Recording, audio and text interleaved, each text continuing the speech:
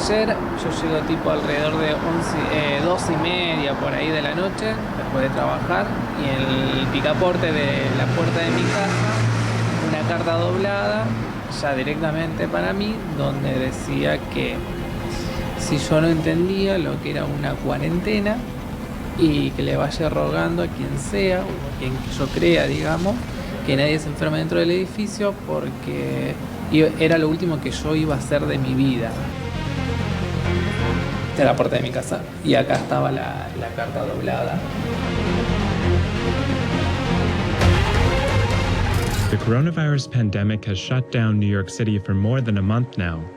8.6 million residents sheltering at home, non-essential businesses closed, and an eerie quiet except for the constant wail of ambulances. We're seeing the same numbers of very sick people, but the worried well are staying at home more so. If the social distancing rules get laxed, then those that are asymptomatic carriers, we could have another plateau. We could have another influx of people getting really sick again. Our Girl Scout troop 4413 out of Queens has gone kind of trying to reach out to everybody to buy stuff on Amazon, basically blankets and pillows, electronic things like chargers for patients that are staying, because they're staying way longer than they expected. Do you live in Queens? Yeah. What has it been like living through this here? Well, it's tough, you know, and I lost my dad to coronavirus, so a week ago today.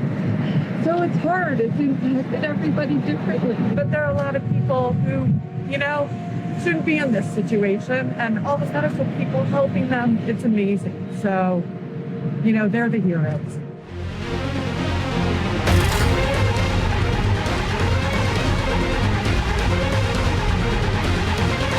Estamos en el partido de San Martín, en el barrio Independencia. Esta es la zona de José León Suárez. Piensen que este es uno de los lugares más afectados por la pandemia, porque acá la gente vive básicamente de dos cosas: del SEAMSE, que queda acá del otro lado, y del cartoneo. De aquí sale mucha de la gente que lleva el tren blanco de los cartoneros. Y hoy van a ver paisajes nunca vistos, porque esta parroquia es una de las parroquias del Padre Pepe.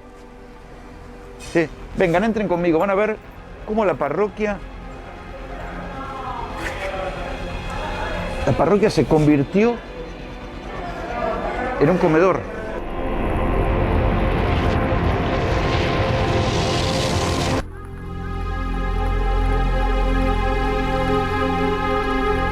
La gente está pasando una situación gravísima, es muy grave la que está pasando. Comemos a la noche, nos dura un poco para el otro día, al mediodía. Empezamos el primer día con 90 personas y hoy en día tenemos 400 y pico.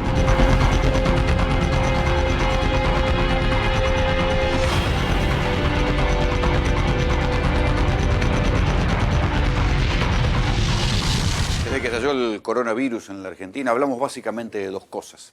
Hablamos del seguimiento sanitario, de la cantidad de casos, de cómo se puede curar, qué va pasando en los hospitales, en los sanatorios, y hablamos de las consecuencias económicas. Pero poco hablamos de cierto tipo de canallas que son los que han querido lucrar con el coronavirus. Claro, el coronavirus provocó una emergencia. La emergencia supone que el Estado, los diferentes estados, las provincias, el Estado Nacional, hacen compra directa. Y fíjense que en menos de 2 semanas, 3 semanas, estallaron 2 casos de estos canallas que quisieron currar con las compras directas del Estado. ¿Sí? Uno, el más conocido, es lo que pasó en el Ministerio de Desarrollo Social, donde ahí hubo 6 empresas, de las cuales solamente una tenía algún grado de antecedente en la producción de alimentos. Todos los demás eran intermediarios absolutos. Ninguno tenía nada que ver con la compra de alimentos. Dijeron que era porque el Estado paga 6 meses. Bueno, hoy yo les voy a contar que todo eso era mentira. Porque tengo el expediente judicial, eso avanzó judicialmente. ¿Y saben qué? Todas esas compras del Ministerio de Desarrollo Social se iban a pagar casi contra culata de camión. A 15 días y en efectivo las iba a pagar el Estado, rápidamente. O sea que no había excusa para cobrar los sobreprecios que querían cobrar, que iban a cobrar a 6 meses y que la inflación, y era toda una inmensa zaraza. Yo no sé si en algún momento ese esquema logrará que alguien, no digo vaya preso, pero termine condenado. Solo creo que ahora hay que exponerlos y contar que estos tipos quisieron venderle caro al Estado en el medio de la emergencia. Y ahí cuando el Estado tiene que poner plata para ayudar a la gente que está jodida, estos le quisieron sacar plata al Estado vendiéndole cosas caras que no tenían por qué serlo. Pero no solo es el Estado Nacional, también pasó en la Ciudad de Buenos Aires y quiero arrancar por ahí. En la Ciudad de Buenos Aires apareció un simpático personaje que terminó bautizado como el Señor de los Barbijos. Un hombre, varios apellidos, apellidos ilustres. ¿Se acuerdan del episodio del chancho, que en verdad era un cordero, que el Pacha Cantón, otro de estos personajes del mundo Punta del Este, clase alta, tiró de un helicóptero a una pileta donde estaba el dueño de Etiqueta Negra? Sí, que habían jugado una apuesta, bueno, y después salieron a pedir disculpas, a hacerse los buenos, y faltó decir que a ellos les encantaban los animales. Bueno, la casa donde se produjo todo ese episodio la alquilaba el dueño de Etiqueta Negra justamente a Ignacio Sáenz Valiente, de ahora más conocido como el Señor de los Barbijos. Sáenz Valiente es dueño de una empresa que se llama Green Salud, ¿sí? Aquí lo tienen, Sáenz Valiente. ¿Sí? Sáenz Valiente tiene esa empresa que se llama Green Salud, que, claro, así hace cualquiera negocio, ¿no? Su esposa se dedica a la decoración y suele traer marcas extranjeras carísimas que tienen locales en la avenida Alvear, pero me parece, muchachos, que más que la decoración, más que ser importador y venderle ropa cara a gente que tiene mucha guita, el verdadero negocio está a currar con alguna esfera del Estado, en este caso con el gobierno de la Ciudad de Buenos Aires, porque la empresa Green Salud vendió, ¿sí?, 15.000 barbijos, ¿sí?, a 45 millones de pesos, a 3.000 pesos cada barbijo. 3.000 mangos cada barbijo. Barbijos que después hubo mucha confusión, porque primero se pensó que eran barbijos descartables. Había una parte de la licitación que eran, en verdad ni siquiera en licitación, eran compras directas, de barbijos que eran descartables, pero la parte que le correspondía a Green Salud eran barbijos tipo quirúrgico, pero que en el mayor de los casos podrían costar 1.000 pesos. Bueno, los iban a vender a 3.000 pesos. En un primer momento, el gobierno de la ciudad alegó la urgencia, lo mismo que le pasó a Desarrollo Social, lo mismo que le pasó a Daniel Arroyo, que dijo, bueno, la urgencia, se plantaron los proveedores, claro. Después, cuando se siguió rascando un poco en la licitación, tuvieron que hacer lo mismo que hizo Daniel Arroyo y el presidente Alberto Fernández en Desarrollo Social.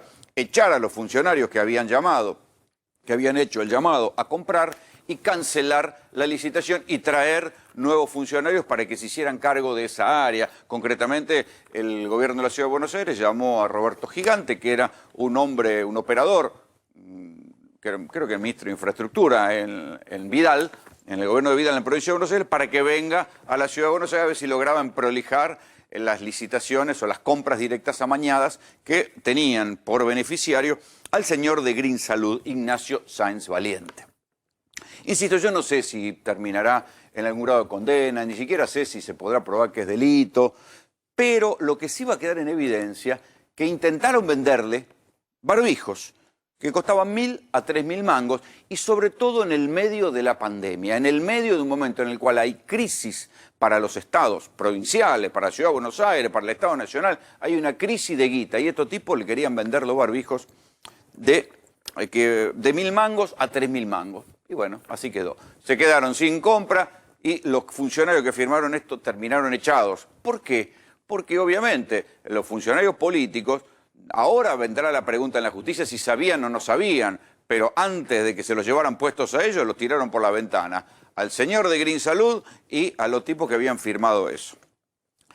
Mucho más divertido, extenso y les diría, no sé, vergonzoso, es el caso de lo que tengo en este expediente.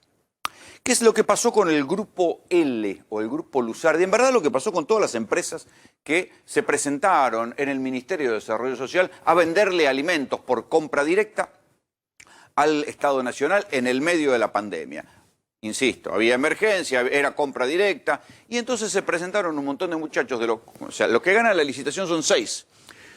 Solo uno tenía algún antecedente, era productor de alimentos, todos los demás eran intermediarios. Entonces lo que se alegó en su momento es que no tenían que tener espalda financiera para aguantar el pedal, lo que se llama el pedal, la bicicleta que hace el Estado que paga a 30 días, a 60 días, a 90 días, a 120 días. Bueno, todo eso era falso porque, según demostró el expediente de la Procuraduría de Investigaciones Administrativas que tengo acá, el pliego mismo de la compra directa decía que les iban a pagar a 15 días. Es tan desopilante y tan vergonzoso lo que pasó, que cuando, claro, ahora la justicia, de hecho hoy la justicia allanó varias empresas de las denunciadas. Hoy hubo, el juez Canicoba Corral dispuso un operativo judicial en la sede del Ministerio de Desarrollo Social. Por eso le digo, está fresquito el tema, para requerir documentación vinculada con la millonaria compra de alimentos, y también se hicieron allanamiento en 5 de las empresas investigadas. ¿Por qué allanaron las empresas investigadas? Porque alguien contó que ya estaban sacando documentación, típica. Entonces, para que no les encontraran documentación, sacaban documentación. ¿Dónde se ve el escándalo? Ahora se empieza a ver más claro el escándalo este. Y yo me voy a detener solo en uno de los ejemplos, que es la adquisición de aceite comestible mezcla. ¿Sí? El funcionario que echaron es Gonzalo Calvo, ¿sí? Un hombre que venía de Mariano Cascallares, había trabajado con Mariano Cascallares. Después circuló una cámara oculta muy molesta, no sé si comprometedora, donde se lo veía a esta señora, acá hasta me corro, Gonzalo Calvo, hombre de Cascallares, intendente de Almirante Brown, que se lo veía justamente cuando estaba trabajando en la intendencia de Almirante Brown, en una situación por lo menos incómoda, que venía alguien que lo grabó con una cámara oculta y daba a entender que estaba esperando un pago, era de una empresa de seguridad. A ver si podemos ver el video. A ver si lo tenemos por ahí. ¿Bien? Muy bien, ¿y usted? Bien. ¿Cómo fue esas vacaciones? ¿Descansó? Sí, acá me la quieren cagar ahora enseguida, ya me quieren poner todo el descanso, me lo quieren tirar a la mierda en 5 días, pero la vamos a llevar. Bien. ¿Vos, todo tranquilo? Todo bien, gracias a Dios. Todo bien. A ver. Esto corresponde a la factura de enero, ¿sí? Ah, esto, bien. Y para que tengo...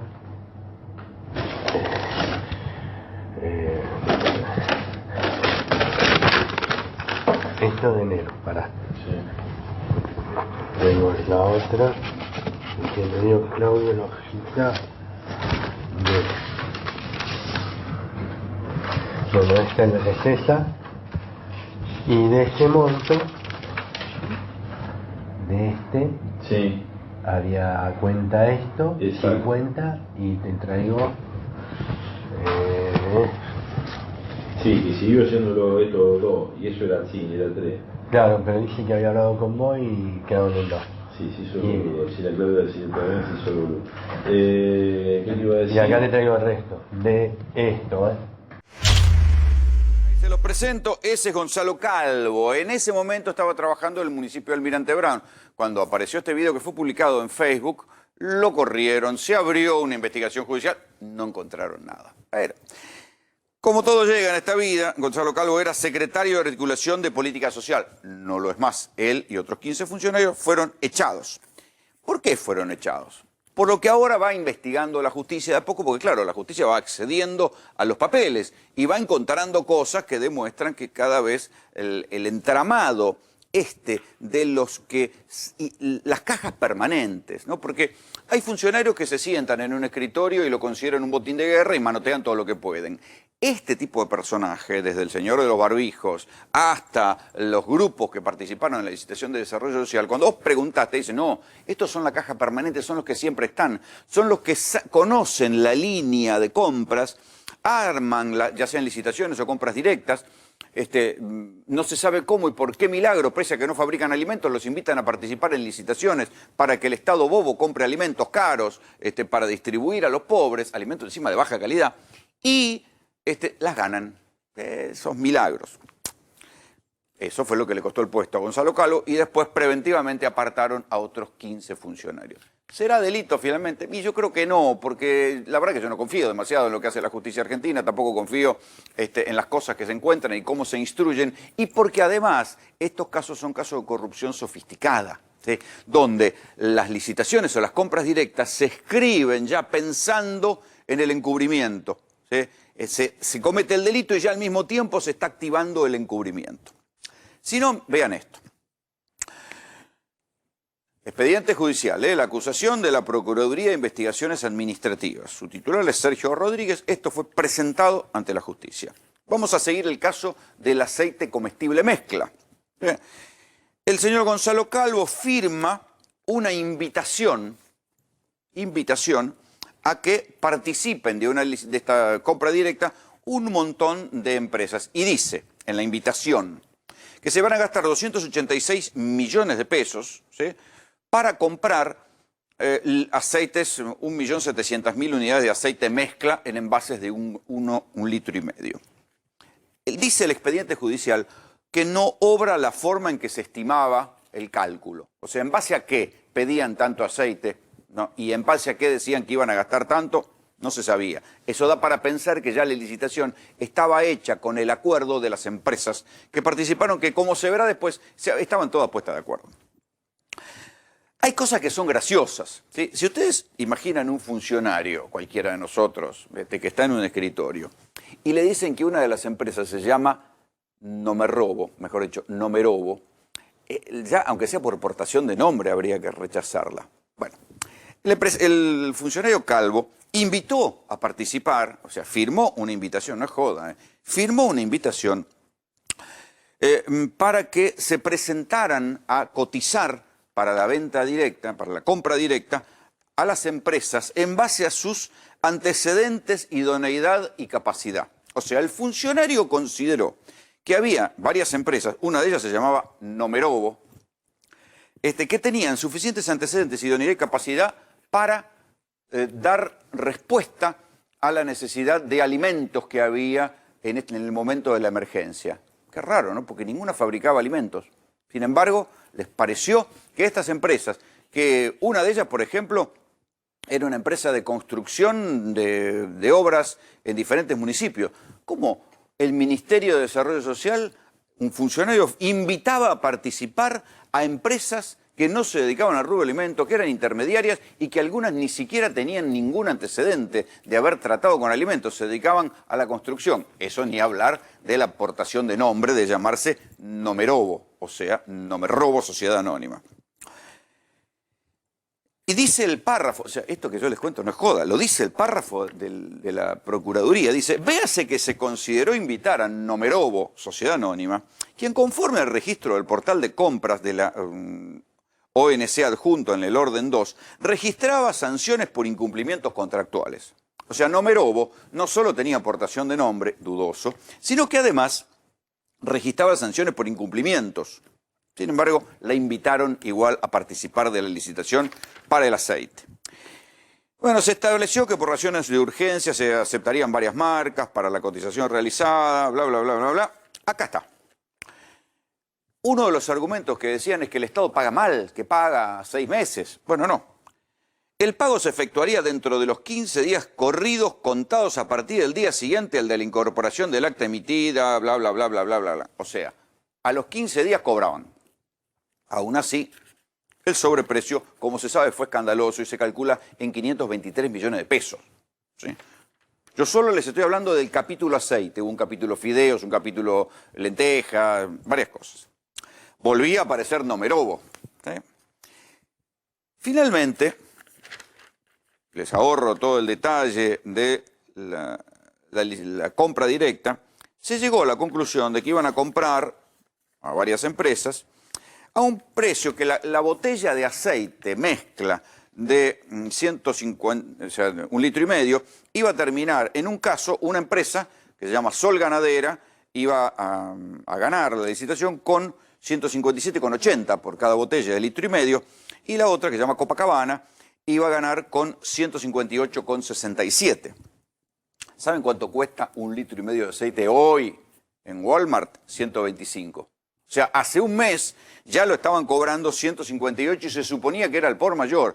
Y el precio del supermercado es el 125 por un aceite de marca. Estos aceites son desconocidos, con lo cual su calidad les aseguro que debe ser dudosa. Andás a saber a quién se lo compraron. Bueno, este es el curro. ¿Sí?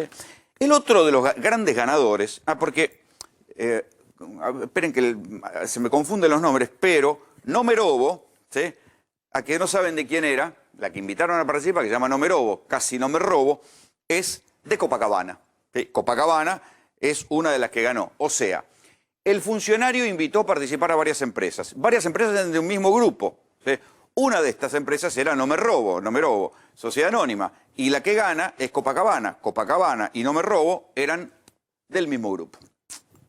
La magia de las contrataciones del Estado bobo en la Argentina. La otra historia interesante arranca, yo se las voy a contar empezando por este video. La pregunta es si conoce en este tema tan grave y tan complicado Lusardi y si sabe lo que está pasando con justicia, con el Ministerio de Justicia, de una licitación muy polémica, que incluye 1.100 millones de pesos por un racionamiento, que pidieron una cautelar, que se la rechazaron, y estos empresarios con los cuales yo charlé, que dicen que es imposible entrar a competir porque está, según dicen, en la justicia le han dicho, viene de arriba la orden por la gobernadora. Digo, si lo conoce y está al tanto de la situación, ¿por qué las empresas pymes, muchas familias están pudiendo ingresar y están hechas las reglas para que alguien, como Lusardi, maneje el control de todo y tanta fortuna? No lo conozco. En general no conozco a los proveedores de la provincia. Y me parece bueno no conocerlos, ni recibirlos, ni atenderlos. Pero esa licitación de la que estás hablando, firmé el pliego hace pocos días, así que ni siquiera debe estar adjudicada. Así que me parece que hablar de irregularidades en una licitación que ni siquiera se adjudicó, donde ni siquiera me parece que no debe haber dado el tiempo ni para que abran ofertas, me parece que es por lo menos tendencioso. No, mejor va a prestar es por lo atención, menos, entonces, es por lo menos tendencioso. De todas maneras, sí pasó, recuerdo a principios, habría que consultarlo al ministro de Justicia, a principios de la gestión, que había muchas irregularidades en un distribuidor de carne, a lo mejor hablamos de la misma persona, muy ligado, o decían, yo no tengo ningún elemento para aseverarlo, a Aníbal Fernández, y que a lo mejor se está quedando afuera, ¿no? Y hace todas estas movidas, pero está muy bueno que la justicia lo investigue, que investigue a todo. Bueno, cuando yo le digo que son las cajas permanentes, que son de los que le cobran caro al Estado bobo, ¿sí? El grupo Lusardi, estamos hablando de un grupo de firmas intermediarias que le venden caro al Estado, arrancó con Daniel Scioli, vendiéndole cosas a la provincia a Daniel Scioli. Su jefe es Víctor Lusardi, también aparece en la firma su hijo Sebastián. Esa licitación de la cual Vidal decía, no está firmada, qué sé yo, finalmente, la magia del Estado apareció confirmada. ¿Sí? Una licitación para que la empresa Cookmaster, una de las empresas de Lusardi, le vendiera servicios de catering a las cárceles, etcétera, etcétera. No los voy a aburrir con el detalle, pero lo que sí se ve es que el grupo Lusardi, que es otro de los que gana estas compras directas impresentables de desarrollo social, arrancó con Scioli, facturó muchísimo y creció muchísimo con Vidal, y se ve que ese mismo crecimiento le permitió seguir haciendo negocios con el Estado bobo en la era del gobierno de Alberto Fernández. Por lo menos tenía muy aceitada la línea de ahí del ministerio, por eso terminaron echando a Gonzalo Calvo, que es el que invita a participar a 4 empresas del grupo Lusardi en esa licitación, en esa compra directa, que hubiera terminado con 543 millones de pesos de sobreprecio. 4 participaron, 2 son las que finalmente ganaron. Era tan alevoso que, les decía antes, una de las empresas del grupo Lusardi que ganó ni siquiera se dedicaba a la compra de alimentos, ni siquiera como intermediario, una empresa de construcciones, y sin embargo ganó igual. La magia del Estado bobo. Ahora van a tener que dar explicaciones, y yo la verdad que espero que el próximo funcionario que vaya a firmar para estas empresas, que tengan, aunque sea, tenga criterio estético, ya que no tienen criterio ético, tengan criterio estético y no inviten a participar en una empresa que se llama No Me Robo. Finalmente Lusardi, bueno, fue invitado a participar con 4 empresas, 2 ganaron, ¿sí? Las empresas están tan vinculadas entre sí que tienen el mismo domicilio, la calle San Martín 66, cerquita ahí de Plaza de Mayo. Se ve que para producir alimentos, para venderle al Estado, no hay que estar cerca de donde se producen los alimentos, sino que hay que estar cerca de las oficinas del Poder, donde se cocinan los expedientes. Bueno, lo cierto es que en San Martín 66, a ver si les puedo mostrar el lugar, acá está. En este lugar, en el mismo piso, pero con oficinas separadas, pero compartiendo el mismo teléfono, el mismo número de teléfono, una oficina, supongamos el 208, otra es el 207, están dos de las empresas que terminan participando de la licitación en desarrollo social. Este es el tipo de compra estúpida que hace el Estado cuando la línea está arreglada. Y esto es transversal, muchachos. Lo vimos en la ciudad de Buenos Aires, cuando quisieron, hasta hace poco, tuvieron que echar marcha atrás, frenar, poner el freno de mano, una compra de barbijos a 3.000 pesos cada uno. Lo vimos en desarrollo social cuando terminaban comprando el aceite a 150 mangos, 160 mangos, cuando hoy sale 127, y ni les cuento el paquete de fideo, y ni les cuento el paquete de arroz, etcétera, etcétera. El sentido común, ahora el gobierno dijo, bueno, ¿saben qué? No pagamos más que los precios máximos. ¿Sí? Y ahora verán cómo se las arreglan. Pero el sentido común indica que se pueden hacer cosas más creativas que terminar siempre pagándole caro a los intermediarios.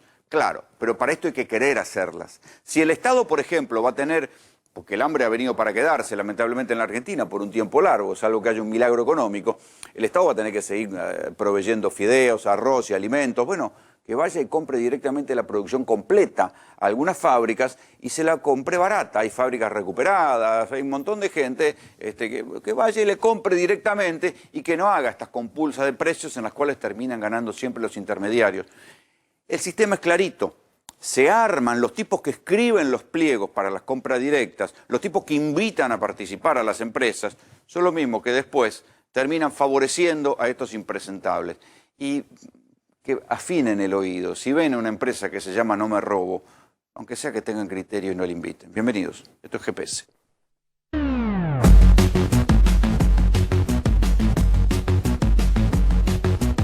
Estamos en el partido de San Martín, en el barrio Independencia. Esta es la zona de José León Suárez.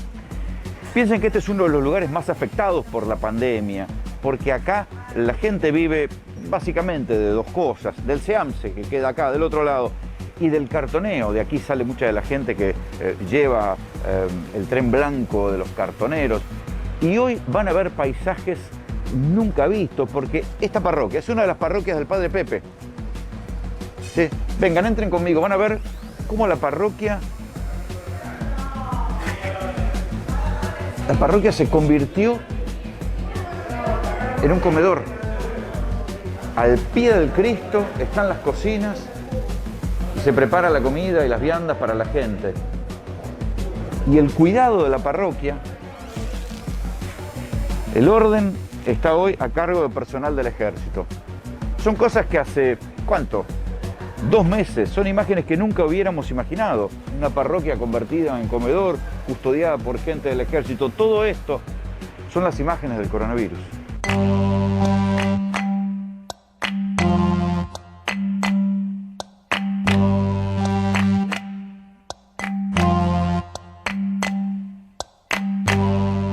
Tienen que estar adentro. Todavía no. Mira que lo van a agarrar listo y lo van a mandar para adentro. Sí. Lo van a mandar para adentro. La gente está pasando una situación gravísima. Es muy grave la que está pasando. Comemos a la noche y nos dura poco para el otro día al mediodía. Empezamos el primer día con 90 personas y hoy en día tenemos 400 y pico. Todos los días se anota gente nueva. ¿En un mes de 90 a 400? Sí, en un mes.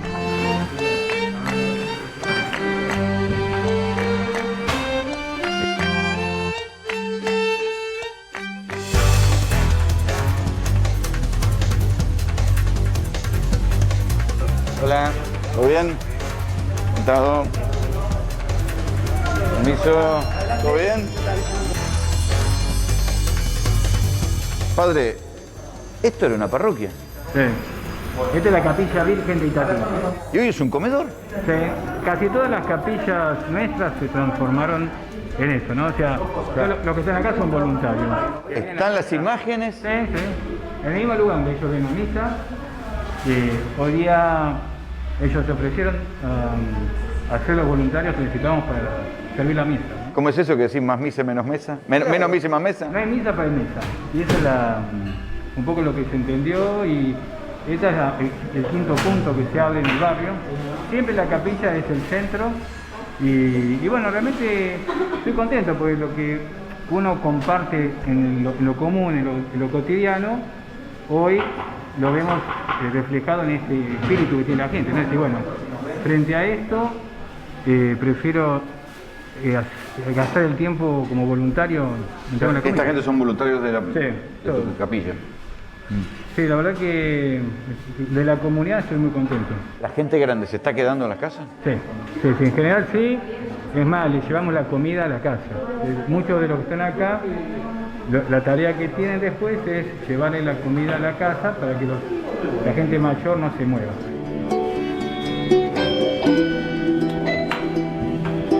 ¿Esto para quién es? Para los abuelos. ¿Para los abuelos? Mirá. Ahí hay otra. Muchos son. ¿Cuántos llevan? Bueno, uno lleva 27, yo llevo 10 y bueno, se van sumando. Y van a las casas directamente. A las casas, sí. Son los abuelos que nos salen de la casa. Vos, y por cómo te metés en los barrios, sos como el mejor de los cronistas y el mejor de los sociólogos para saber lo que pasa acá. Este barrio vivía del SEAMSE, vivía del cartoneo. ¿De qué vive hoy la gente? ¿Qué hace? Y mira, ¿aguanta? Sí, las changas y las changas, como decís vos, del SEAMSE, del carro y otras changas, ¿no? Porque hay muchos obreros de la construcción. Claro.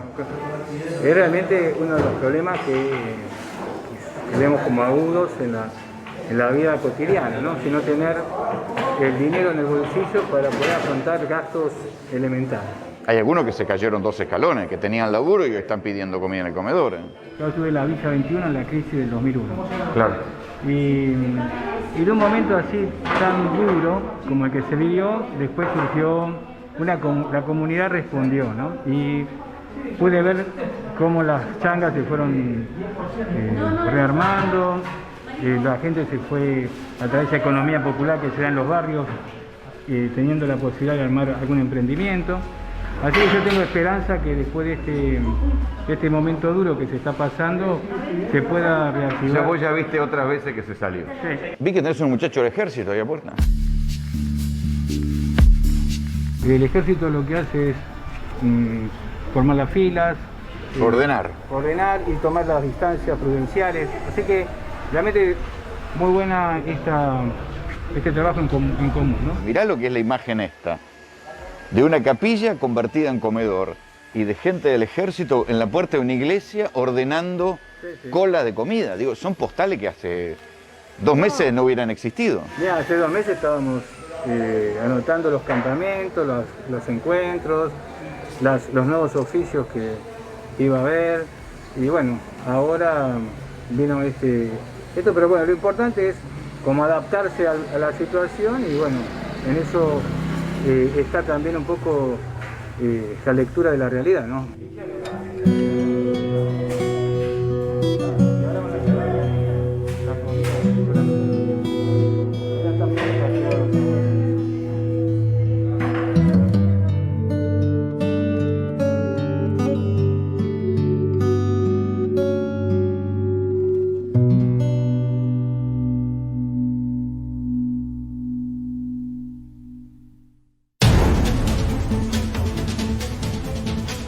Informaciones de último momento y tiene que ver con que la Corte Suprema decidió rechazar la acción declarativa promovida por la vicepresidenta Cristina Fernández de Kirchner. ¿De qué se trata esto? Cristina le pidió a la Corte que opine, que diga algo sobre la posibilidad de sesionar de manera virtual para que hubiera una sesión, como hay tantas reuniones por teleconferencia, que se autorizara la votación por teleconferencia. La Corte Suprema, Juan Pablo, decidió rechazar esto. ¿Por qué? Bueno, a ver, básicamente lo que dispuso la Corte por mayoría, ¿sí? Porque si bien el rechazo es unánime, dieron distintos argumentos, tenés una mayoría conformada por Lorenzetti, Maqueda y Hayton, que sostuvo que el Senado puede interpretar su propio reglamento y llegado el caso dijo que se modificar. arreglen. Arréglense entre Sí, ustedes. ahora, si vos lo pensás, digo, y tampoco le hicieron lugar a la competencia originaria, ahora, si lo pensamos un poco, ¿quién tiene hoy mayoría en el Senado? Entonces le dieron vía libre. Socialismo. O sea que así que le devuelven la pelota diciéndole, bueno, decíanlo Decídanlo por ustedes, mayoría. pero si tenés la mayoría en el Senado, modificás la reglamentación, interpretás que podés hacer sesionar por medios digitales. O sea que no es una mala noticia para el gobierno, o para Cristina, por lo menos. Que Yo estaba creo que pidiendo no, y esto. además hay otra cuestión, la Corte se cubre a sí misma porque vienen decretando la feria extraordinaria permanentemente a pesar del pedido de todos los abogados, salvo el Colegio Público, ¿no?, que duerme.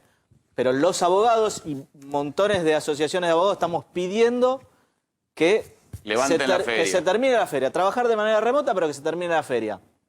Ahora, si ellos mismos le dicen al Congreso que puede sesionar de manera remota, porque ellos no están trabajando. Claro, deberían. Deberían. Estoy aquí con Claudio Lozano, es director del Banco Nación Argentina, y una de las cosas que más se viene hablando y más se viene reclamando desde los sectores industriales es qué pasa con los bancos privados. Los bancos privados, incluso hay varios ministros que están diciendo los bancos no están a la altura de las circunstancias, lo dijo, algo parecido dijo Matías Culfas, el propio ministro de Economía, Martín Guzmán, dijo, bueno, los bancos tienen que acelerarse. ¿Qué pasa con los bancos privados que no están prestando plata a los que están en crisis? Por lo menos a las pymes o a las empresas. La gran banca privada no ha sido nunca un canal adecuado para las pymes. Si uno toma el universo de lo que serían las micro, las pequeñas y las medianas, en general en el sistema financiero privado, los que están son las medianas empresas con alguna espalda. Las micro y las pequeñas en general tienen escaso lugar. Sí, o sea, en términos de crédito. En términos de crédito. En términos te ofrecen la cuenta Sí, sueldo, sí, te bueno, ofrecen pero cosas, en términos pero... de sujeto de crédito, no son sujetos de crédito. Por lo tanto, en condiciones normales no las asisten demasiado. En esta condición, obviamente, a pesar de que el Banco Central dio una serie de facilidades para que los bancos privados dispusieran de liquidez para prestar, obviamente mantuvieron su resistencia y te diría que empezaron a ceder algo, en general, a las que siempre le han venido prestando, a partir de que se configuró un fondo de garantía en donde el que pone la garantía es el Estado. O sea, si alguna empresa no pagara, que el se que denomina cubre el es el FOGAR. Estado. Sí, sí. Así que bueno. Sí, pero las protestas siguen, las quejas siguen. Sí, sí, yo te diría... Con quien sea que hable te dicen... El banco no me da pelota, el banco no me presta plata. Yo creo que no es un buen canal para llegar a las pymes, más allá de lo que puede hacer la banca pública. Creo que el canal más adecuado sería que, como el Banco Central sabe que los bancos privados tienen pesos, les sobran pesos, y el Estado no dispone de pesos, lo mejor sería que el Banco Central emitiera un bono, capturara esa liquidez a una tasa baja, y lo fondeara al Estado argentino y el Estado fuera directamente el que canalizara sobre las pymes en este programa que armó el gobierno, que me parece mucho más adecuado para las micro y las pequeñas empresas, que es el programa de asistencia a la producción y al trabajo. Algunos dicen que los bancos privados están acostumbrados a prestarle al Estado bobo, más o menos que recién hablaba, a prestarle a tasas caras, darse vuelta y dar préstamos. Bueno, una parte muy importante de la rentabilidad de la gran banca privada tiene que ver con tomar depósitos que coloca y que ha venido colocando en las LEVACs en su momento, en las LELICs luego, y haciendo diferencias sustantivas entre lo que paga el depositante y lo que termina colocando. Está bien, pero este es un momento difícil. Sí, sí, por supuesto. Por eso digo que habría que tratar de disciplinarlos de alguna manera. O bien interviniéndolos para que hagan lo que tienen que hacer, o bien poniendo un bono, capturando esa liquidez y financiándolo directamente al Estado. ¿Intervenir un banco? Mira, yo lo que creo es que en coyunturas como estas habría que declarar de utilidad pública y de interés público a todas aquellas actividades que son esenciales para afrontar esta situación. Una de ellas es el sistema financiero, que debería estar obligado a cumplir con la normativa vigente y con las normas que establece el gobierno. No puede apartarse de eso. La verdad que me parece... Pero están haciendo jueguito y no dan bola. Bueno, pero digo, acá hay un tema de regulación. Hay que Eso fortalecer Eso es el Banco Central. Por eso. Por eso digo, hay que dotar al Banco Pero Central de el Banco todas las Central herramientas. no está poniendo esa regulación, o sea, no está No, diciendo el lo Banco que hay que Central hacer, o facilitó- los bancos no le dan bola. No, los bancos no le dan bola, pero al mismo tiempo el Banco Central tiene que establecer penalidades. O sea, establecer, usted señor tiene que prestar a estos sectores, a esta tasa, y si no lo hace tiene determinado tipo de penalidades. Esto tiene que establecerlo. No, bueno, yo le doy las facilidades y si no lo hace no pasa nada. Los bancos dicen, alegan que no les conviene. Bueno, en realidad estamos en una situación donde no estamos discutiendo la conveniencia. Si vos tenés una situación en donde del universo de las pymes, hoy el 10% solamente está en situación operativa, más de la mitad está paralizada y la otra parte tiene un funcionamiento parcial. En realidad la situación es de terror. Hablando de situación de terror, justamente, ¿hasta dónde pensás que va a lastimar la economía el coronavirus? Y depende de la capacidad que tengamos de hacer tres cuestiones. Uno, garantizar ingresos en el bolsillo de la gente. Acá hay que garantizar que la gente tenga el ingreso para cubrir la canasta alimentaria. Me parece que eso, garantizar algún tipo de renta universal es imprescindible. Segundo, hay que sostener a las pymes. Y tercero, hay que hacer que los sectores que tienen capacidad económica. Y ahí hay un montón de cosas. Por eso ponerle. Tengo que cambiar el micrófono que está fallando. A ver, Leandro, también hay un problema con las que las empresas están empezando a caer. Grandes empresas están empezando a caer. Sí, es que va todo un poco de la mano, ¿no? O sea, lo venimos hablando acá hace varias semanas. La cuarentena eventualmente va a tener un límite más allá de lo sanitario, que es cuánto puede soportar el sector empresario estar trabajando a qué porcentaje, al 20%, al 30%. Con suerte. Con suerte. Entonces, ahí hay un límite que no lo sabemos exactamente, pero no puede ser dentro de mucho más tiempo. Entonces, lo que decía Lozano de cómo hacer para que la plata llegue a las pymes, digamos, es interesante, es algo en lo que efectivamente el Estado argentino ha fallado a lo largo de toda su historia, y es cierto de que las pymes generalmente micro y pequeña son el sujeto más riesgoso, o sea, son los que menos espalda tienen, como dice él. Entonces, también hay que entender que esto es un argumento que usaba el presidente del Banco Central, que gran parte de los fondos de los bancos son en realidad depósitos de las personas. Entonces también hay que cuidar esa plata, porque vos le prestás a una pyme que se está a punto de fundir, eso pasa... Sí, pero eso, si no tiene garantía, ¿no tiene garantía del Estado? Ahora tiene garantía del Estado a través del FOGAR. Igualmente me parece que habría que diferenciar el tipo de asistencia financiera. A mí me da la sensación de que hay que instrumentar apoyaturas por vía de la política fiscal. Me parece que hay el tema de garantizar la nómina de salarios de las pequeñas y de las más chicas, y el tema de reducir la carga tributaria, exceptuar del pago de tributos, esto lo tiene que hacer el Estado. Y creo que la asistencia financiera debería estar más concentrada en el capital de trabajo que en las otras cuestiones.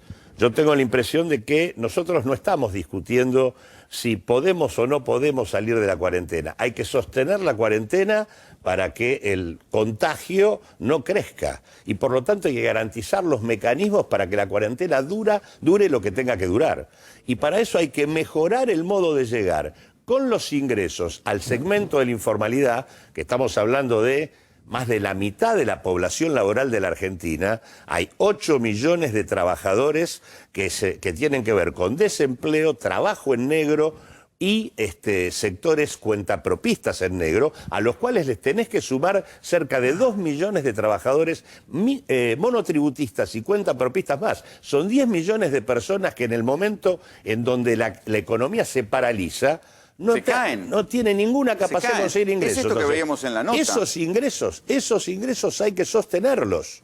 Digo, y la verdad es que vos hoy necesitarías un ingreso ciudadano de 5 lucas por persona para que cada hogar tenga por lo menos 20 lucas y cubras la canasta alimentaria. Y eso hay que garantizarlo. Hay que discutir el impuesto a la riqueza, hay que sostener emisión y hay que ponerle un bono a los bancos para que esa liquidez que existe vaya a fondear al Estado para financiar lo que hay que financiar. La impresión que tenemos muchos es que frente a la crisis económica el gobierno está activo, pero llega tarde, ¿viste? Como un arquero que le patean y llega tarde al ángulo. Va reconociendo los problemas. Yo creo que habría que tratar de llegar más rápido, habría que tratar de salir de lo...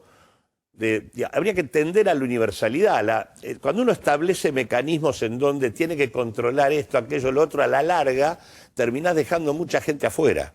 Entonces, me parece que hay que tratar, por lo menos en los 3 o 4 meses que esta pandemia dure, me parece que es imprescindible garantizar un piso de ingresos a todos los hogares y no preocuparse tanto si diste un peso de más o diste un peso de menos. Algunos dicen que hay que terminar con la Ley de Entidades Financieras de 1977, la que sentó la piedra fundamental del sistema bancario hoy, que es una ley de Martínez, de las primeras que sacó y la que sentó la base económica de la Argentina de hoy. Hace rato que el sistema financiero, y concretamente luego de esa norma, no sirve para canalizar ahorro hacia la inversión.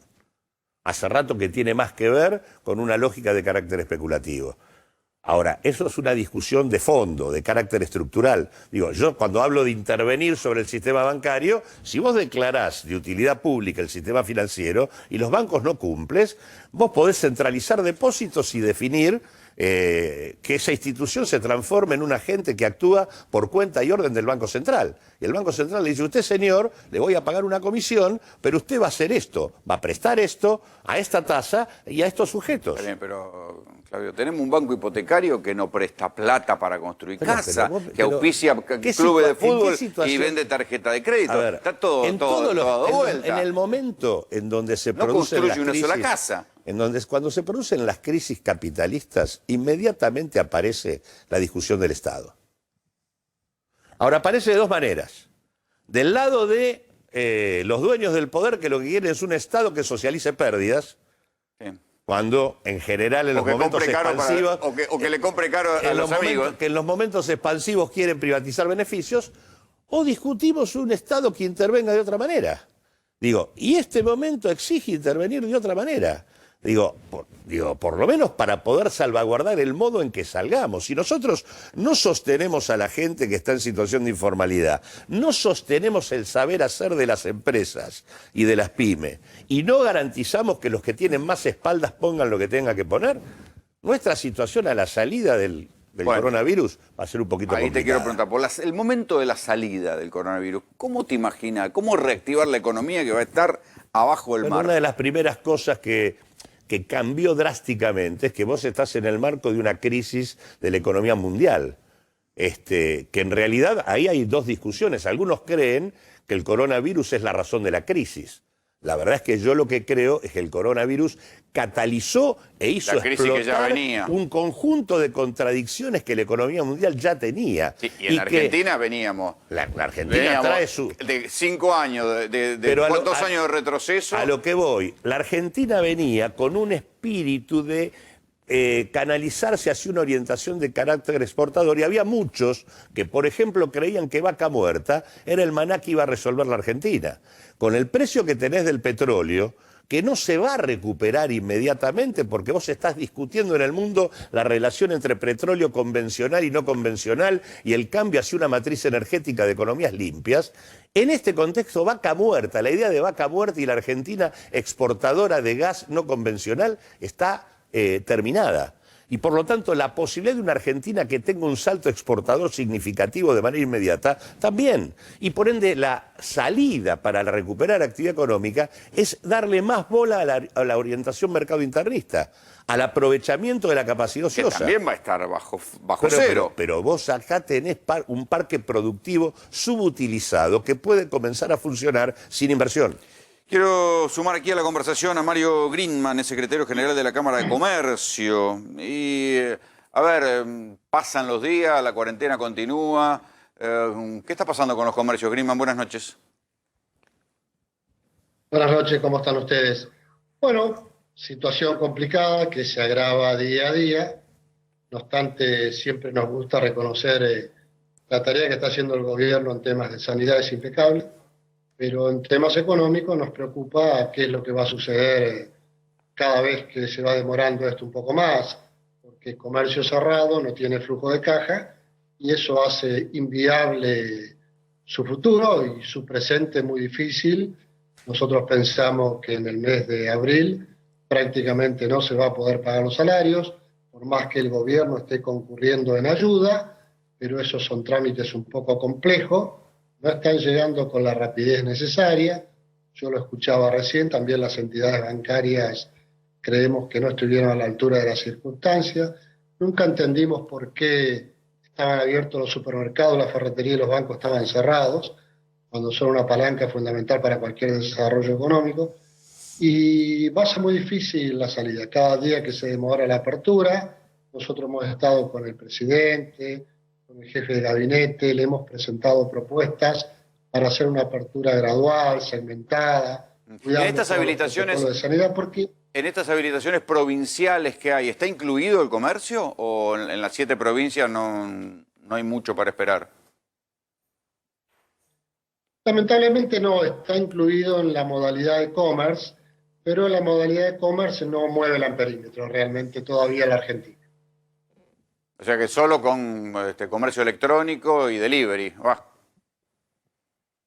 Comercio electrónico y delivery, pero eso no sirve. Fíjese que el promedio del comercio electrónico, salvo Ciudad de Buenos Aires, puede ser el 1,5%. O sea que alcanza quizás para pagar la boleta de la luz, pero nada más. El retroceso es doble. Es tremendo la caída. Por un lado, hoy se conocían estadísticas que dicen que va a haber 300.000 trabajadores afectados vía suspensiones, reducciones salariales o incluso hasta despidos por empresas que dejan de trabajar del lado de los trabajadores. Pero, Leandro, también vos tenés detalle de la caída de los rubros. Sí, no sé si vamos a mostrar las placas que traje. Estuve hablando con algunas empresas amigas, unos casos particulares, en donde lo que se ve es que a mí me sorprende, esto no, la verdad no sé si pasó en la historia, de que prácticamente todos los rubros en Argentina estén trabajando a pérdida. Entonces acá tenemos un ejemplito de esto es una casa de deportes, entonces vemos las rayas verdes son los ingresos, la facturación, la gris son los costos, donde ahí estamos incluyendo impuestos, servicios, salarios, costo variable y alquileres. Entonces, de vuelta, esto es un ejemplo particular, ¿no? Pero vemos como en febrero estaba prácticamente empatado, o sea, una empresa que ya vemos que de por sí no venía súper bien. En marzo la facturación le cae a la mitad porque se trabajó medio mes, entonces ya marzo está trabajando a pérdida. Y le crecen los costos. Claro, y abril, facturación cero. Logró recortar un poquito costos porque hay algunas cosas que, digamos, parte de los impuestos vienen asociados a la facturación, entonces parte lo puedes acortar, digamos, pero marzo y abril ya trabajando a pérdida. A ver, Mario, ¿cómo sobreviven los comercios con facturación cero? ¿De qué se disfrazan? ¿Qué están pensando? A ver, ¿se pueden reconvertir? ¿No? ¿Qué ven ustedes? Hay algunos que están pensando en reconvertirse y otros realmente están pensando en cerrar, porque hay un estudio de los Estados Unidos que se hizo el año pasado muy premonitorio entre febrero y octubre. Sin pensar en la pandemia, obviamente, que no existía, lo hicieron entre 597.000 pymes, preguntándole cuántos podían subsistir con los comercios cerrados. Y subsistían entre 15 y 45 días, depende del rubro. Así que si traspolamos eso a la Argentina, ahí tenemos la respuesta. Realmente va a ser muy difícil el día de mañana y esto realmente nos preocupa mucho porque pueden ser cientos de miles de puestos de trabajo perdidos y eso puede llevar a, no digo duplicar, pero sí aumentar sensiblemente en un 50% la tasa de desocupación que hoy tenemos en la Argentina. Eso es un tema muy complejo, pero además impide el crecimiento posterior, porque empresa que cierra, empresa que quiebra, no se abre, no tiene futuro. Ahí le quiero preguntar a Lozano, ¿cómo hacer para cuidar el ecosistema de empresas? Porque también el comercio integra esto. Si la salida va a pasar por el mercado interno, necesitas el comercio. No hay ninguna razón para que los servicios públicos en la Argentina, los que garantizan luz, electricidad, gas, energía, etcétera, etcétera, no puedan aguantar la situación. Son empresas que han tenido facturaciones monumentales durante los últimos tiempos y tienen que garantizar el servicio permitiéndole que las empresas puedan no tener que afrontar el costo en este contexto, ni tampoco devolverlo después.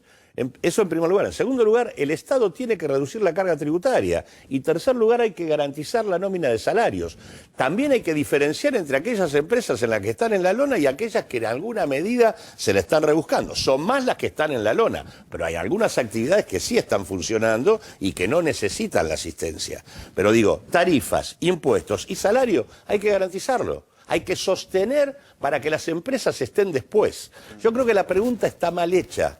No es cuándo empieza la reactivación, es cómo sostenemos la cuarentena, porque estamos obligados a sostenerlo por el grado de devastación social y sanitario que tiene la Argentina. Bien, pero la cuarentena va a provocar cambios económicos. Tenés que pensar en un plan para después de esos cambios económicos. No es que te vas a encontrar pero por eso que como si descongelaras la situación inicial. No hay recuperación en este contexto.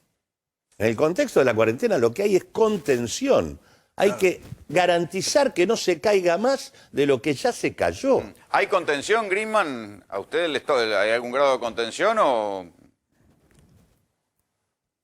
El gobierno está haciendo, entiendo, lo que puede con las herramientas que tiene al alcance, que no son muchas, pero no son suficientes realmente. Nosotros venimos de 2 años de recesión, más 8 años de estancamiento, estamos hablando de una década donde las empresas han sobrevivido como pudieron.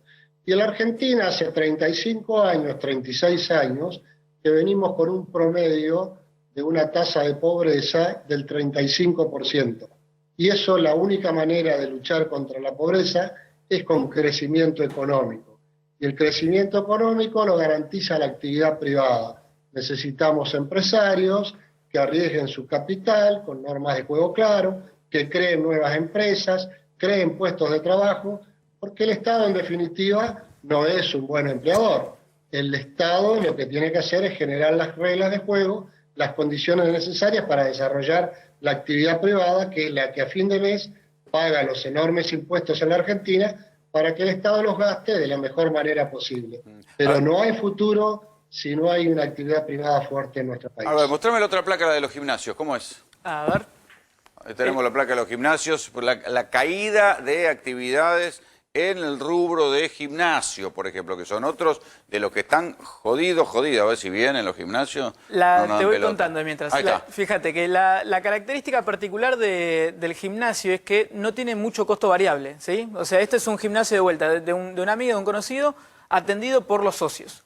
Entonces, no tenés, fíjate que vos tenés una gran inversión inicial, pero después no hay mucha variabilidad, no hay mucho insumo. Entonces la estructura de costos está fija a lo largo del tiempo y dado que los gimnasios tienen estas promociones de pagás 3 meses juntos, etcétera, vemos algún efecto de ingreso a lo largo de los meses, ¿no? Pero de vuelta, el margen era pequeño, entonces vos tenías un primer mes donde todavía había resultado operativo positivo, marzo casi empatado, claro, y abril acá ya, se te achicó, claro, y acá te caíste a la y ahí te volviste a caer. Déjame completar con algo que decía Lozano, que es cierto las 3 claves que menciona él, la de servicios, impuestos y salarios, pero esas 3 medidas que son claves, por el momento están a medias o poco, porque los servicios es cierto que no te lo cortan, pero hay que seguir pagándolos. El tema de salarios, gobierno ahora extendió el plan hasta un 50% del salario neto con un tope máximo de 2 salarios mínimos, o sea, te financia hasta 33.000 pesos más o menos, y de impuestos y salta el problema de la economía en negro. Bueno, y de impuestos todavía no han dicho demasiado tampoco. A ver, Griezmann, ¿hay alguna idea de exención impositiva para ustedes? ¿Se está conversando algo? Nosotros la hemos solicitado, ya pedir ya se sabe, pero ¿alguna conversación para avanzar hay? No, hasta ahora no. Hasta ahora no. Mire, bueno, está el programa problema de la Argentina es a la que producción y al trabajo. Carecemos de 3 C. Crédito interno, crédito externo y credibilidad. Y así todo es muy difícil. Acá me decía... que el programa de asistencia a la producción y al trabajo establece la posibilidad de eximir el pago de contribuciones patronales hasta un 95%. Claro, pero ¿y todos los otros impuestos? ¿Cómo? Y los otros impuestos, de No, eso bueno, todavía no pero se digo, habló nada. no es que no hay nada, eso No, es lo no, que quiero está bien, por decir. eso yo digo que Entonces, lo que sí es cierto... van hasta ahí, Ahora, hasta ahí, también no hay... llegan hasta donde bueno, ahí sería aparece otro necesario tema. para que sobrevivan, como Ahí decís aparece vos. otro tema que tiene que ver con lo que se discutía antes, que es el tema del funcionamiento del Parlamento. La posibilidad de tomar definiciones de carácter impositivo dependen de que el Parlamento funcione. Claro. Porque es el que puede tomar las Se está decisiones. hablando de generar un impuesto nuevo, no están hablando de bajar impuestos. A mí me preocupa es cómo se puede pensar en abrir las actividades si no saben en qué medida la pueden abrir. Es decir, por ejemplo, usted tiene un restaurante que está funcionando, vos estabas mostrando un gimnasio que andaba empatando, ganando poco. Los gimnasios no se van a abrir por un tiempo largo. No, ponele, yo le digo, bueno, al gimnasio, bueno, sí, puede entrar la mitad de gente que entraba antes. Lo que voy a lograr es que el gimnasio abra, pruebe, fue la mitad de gente, hizo los números, dijo, no, me voy a mi casa, cerré y ya está. Sí, cerré más rápido. O cierra o te aumenta la cuota al doble, para que sobreviva. Bueno, por ahí lo abrís y tenés, incorpora coronavirus y lo tiene que cerrar inmediatamente. Y encima tiene el despelote de hacerse cargo de los juicios, de la gente que metió ahí adentro. Digo, si no saben los restaurantes cuánta gente puede entrar porque no lo están, todavía no sé, hay algunos países que están reactivando un poco, Alemania está viendo qué hace. Digo, si no hay un país que haga punta y diga cuánta gente puede entrar a un restaurante y qué seguridad da, no sé qué puede estar pidiendo, porque no se puede hacer. Porque los restaurantes están jodidos. Estamos hablando de otro tipo de comercio intermedio. ¿Pero cuál podría abrir? Por ejemplo, un restaurante... No, yo vuelvo a insistir en que está mal hecha la pregunta. No es cuándo se termina la cuarentena, es cómo la sostenemos, porque es el único instrumento que tenés en un contexto donde no tenés vacuna, no tenés tratamiento y no tenés un sistema sanitario que aguante.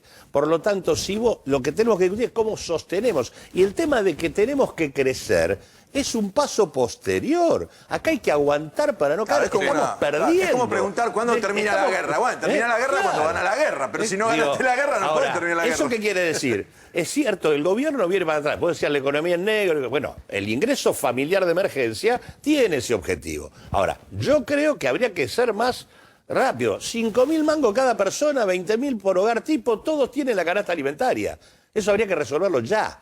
Y dejarse de embromar de poner salario social complementario, asignación por hijo, el esto, aquello, lo otro. No, digo, un solo ingreso garantido, un plan único. Y por otro lado, hay que parar impuestos, hay que parar tarifas y hay que obligar a que los que tienen banquen. Digo, ¿cómo podemos bancar que el principal grupo privado de la Argentina, la principal fortuna del país, raje 1.450 tipos en un lado y 5.000 en otro? Es el grupo Techín. No tiene espaldas para sostener nada. Lo hablamos hasta el cansancio y si Techín hace eso, ¿qué le queda para las pymes? Bueno, por eso. Entonces digo, me parece que hay claves concretas para sostener la cuarentena. Es cierto que si no se llega a la informalidad, si no sostenés las pymes y si no haces que los que tienen aguanten, la verdad es que no la podés transitar. Y el resultado de no transitarla es que nosotros tenemos que ir por lo menos hasta junio. ¿Junio, te hasta parece? junio, porque el clima propicio para el virus se da con el frío. Nosotros estamos complicados. El frío llega hasta Eso del clima frío, cálido, todo eso ya está quedando en desuso porque es lo mismo los países tropicales que los países nórdicos, se afecta de la misma manera. Tiene más pero acá se van a sumar. Por eso, tiene más que nada con el tema de ver con una cuestión de circulación viral. Y vos estabas hablando del tema de mantener la estructura y todo lo demás. El otro día hablábamos con Cormillot en la nota que le hizo Rolando acá en el programa, y él dijo que en un servicio esencial, que es la clínica de él, le cayó el 80% de la facturación. O sea que también los servicios médicos están en Por eso, crisis, servicios de facturación. esenciales. ¿Cómo haces para sostener una clínica privada, un servicio esencial que es la salud, que está dentro de toda la norma, si tiene un 80% menos de facturación y obviamente que tiene que seguir pagando los sueldos de la misma manera, no le puede quitar nada porque es personal de salud y tiene que pagar los impuestos de la misma manera porque no tiene ningún beneficio? Con los impuestos se puede resolver y la nómina salarial se puede resolver. Argentina el Estado tiene capacidad para resolver eso, no es que no la tiene. Y no hay que tenerle miedo al tema de la emisión en este contexto. Bueno, de hecho ya se prevé Digo, que la inflación de abril acá, va a bajar. Se prevé que la inflación de abril va a ser más Pero baja. aparte, pese a la me emisión. parece que lo que no se entiende es que en un contexto como este, lo que desaparece es el mercado. Claro. Si vos tenés la mitad del planeta en cuarentena, ¿dónde está la oferta y la demanda? No, está además las playas. No hay existe. demanda. Por lo tanto, no hay demanda. No hay nada. es en simultáneo, vos tenés un shock de caída de demanda y de caída de oferta todo al mismo tiempo. Por lo tanto, es el Estado en nombre de la comunidad el que tiene que planificar producción, consumo, inversión en lo esencial para sostener esto. Pero digo, si realmente se piensa esto como una guerra, realmente se pensase como una guerra, cuando un país está en guerra y no tiene todos los servicios paralizados, está todo en función de sobrevivir y de aguantar, a veces tienen que pasar bastante tiempo. Digo, las guerras mundiales duraron 6, 7 años, no un mes o 2 meses. Entonces, lo que tenés que salir lo mejor parado y lo menos dañado posible. Uno tiene que seguir lo que está haciendo Japón, lo que está haciendo Alemania, lo que está haciendo China, que ya tienen un nivel de actividad importante con un nivel de muertes bajas. Pero Estados Unidos... Y también de restricciones. Claro, pero Estados Unidos, que dijo que hay que mantener la economía, tiene detonada Nueva York, tiene Miami que tuvo que vaciar las playas, y los demás estados que están frescos son los que se van a terminar contagiando porque siguen teniendo tránsito como si no pasara nada. Entonces, digo, esto no es que pasa acá por primera vez. Nosotros somos de los últimos, de los orejones del tarro, que además tenemos una ventaja, que vendemos alimentos. Imagínense los países que se dedican a vender, no sé, autos. ¿Quién va a comprar un auto en un momento que no se pueda andar en auto? Sí, pero también están cayendo las compras de alimentos a la Argentina, ¿no? Pero no en la misma proporción que el resto. No en la misma proporción y de hecho también los supermercados están haciendo facturaciones importantes, ¿eh? O sea, es parte de las actividades que no necesariamente tenés que asistir en este contexto. Y la verdad que el comportamiento de la cadena alimentaria en materia de precios deja también mucho que desear. No, bueno, ya hay desabastecimiento de harina y hay desabastecimiento de aceite. Argentina tiene capacidad de producción de alimentos y estamos pagando precios que no deberíamos pagar. Entonces digo, me parece que en ese sentido hay definiciones de política pública que faltan. La Argentina es una potencia triguera. Ahora el trigo vale más que la soja. Está empezando a faltar la harina en los supermercados, en los almacenes, porque están pisando la harina. La Argentina es una potencia aceitera. Está empezando a faltar el aceite en los almacenes. Pero eso es un problema de regulación. Es un problema de regulación porque pero vos no terminás precio, pagando... cuidado, es un problema de intervención en el mercado. Por eso, de intervención y de regulación del Estado para diferenciar lo que vos vendés acá de lo que te paga el precio internacional. Si vos que tenés capacidad para producir, terminás vendiendo, terminás comprando al precio internacional o terminás dirigiendo buena parte de tu producción al mercado mundial, lo que terminás es generando un costo a la población. Nosotros necesitamos alimentos baratos y energía barata. Ese es otro tema más. En esta coyuntura... ¿Por qué no bajan la nafta? ¿Por qué no bajan la nafta? Bueno, ahora, en esta coyuntura vos estás en condiciones de comprarte YPF. Sí.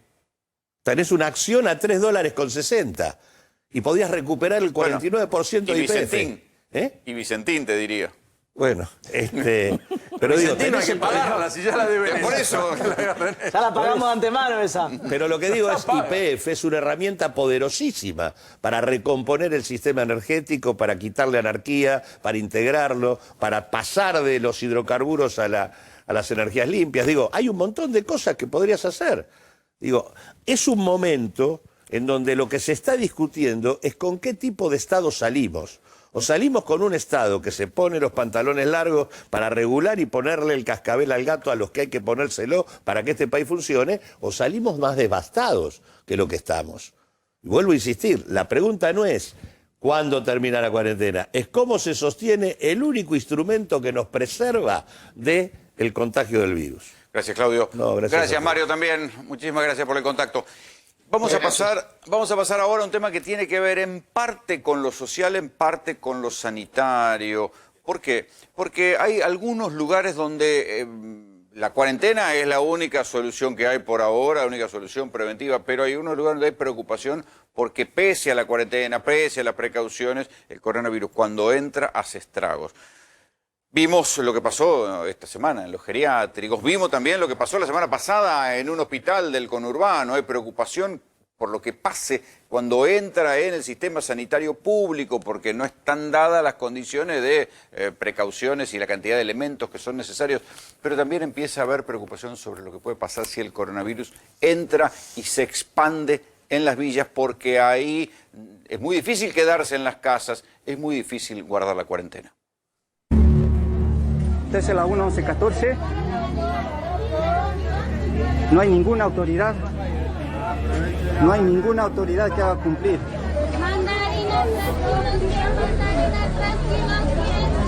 No acata a nadie. No hay ni un gendarme que haga acatar la cuarentena. Todos estamos en riesgo.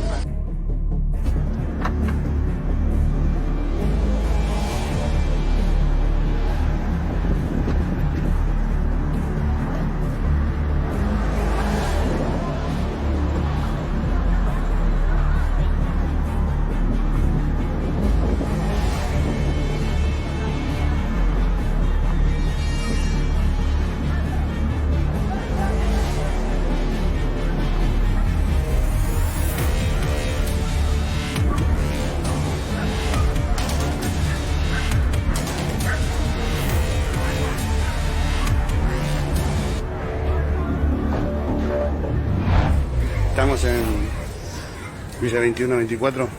Esta es la fila para retirar las viandas. De acá más o menos a la entrada de la escuela 12, de la parte de atrás, hay unos 100 metros. Y para este lado, vamos a ver la otra fila, que es la que va para primaria.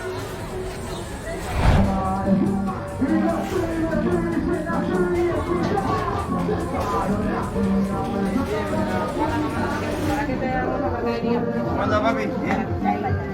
Ojo, no tenemos. Venimos para acá. Sí, voy a llevar conmigo.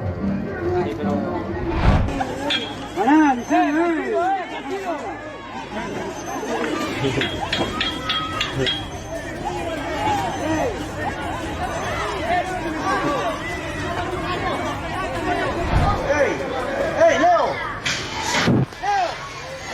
¡Leo!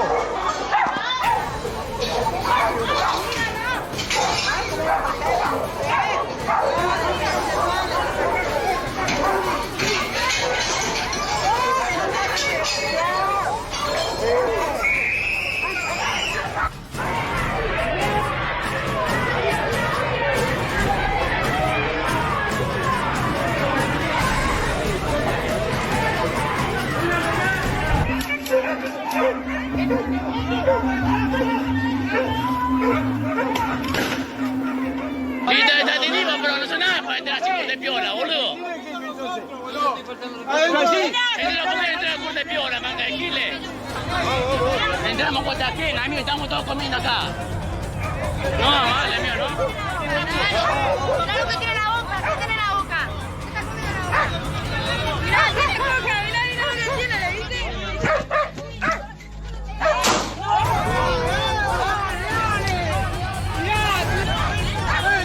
¿Me va a quitar mi mamá de ahí?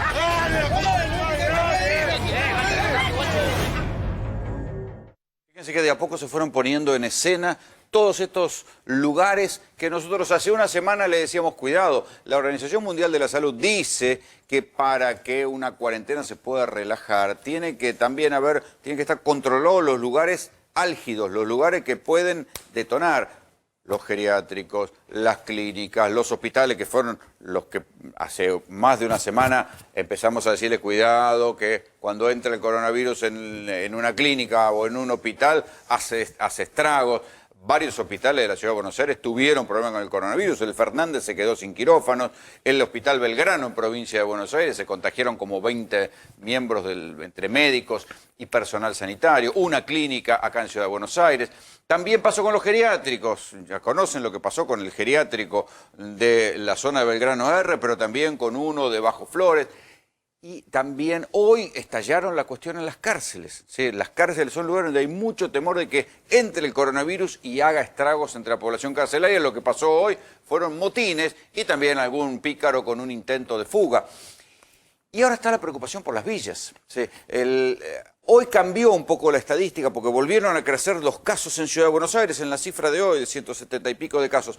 Pero la preocupación venía estando en provincia de Buenos Aires porque estaban aumentando los casos de circulación comunitaria y la velocidad de contagio. Entonces, por eso todo el mundo decía, ¿qué pasa si pasa algo, si entra el coronavirus en las villas? Se hizo hoy también una serie de testeos en Constitución a la gente que viene del conurbano y no se detectaron casos positivos. ¿Sí? Todavía están estudiando los test, pero no encontraron a nadie que diera positivo con los kits rápidos. Es una buena noticia porque esto daría la impresión de que hay baja circulación de viral en las villas de emergencia o en los sectores del conurbano.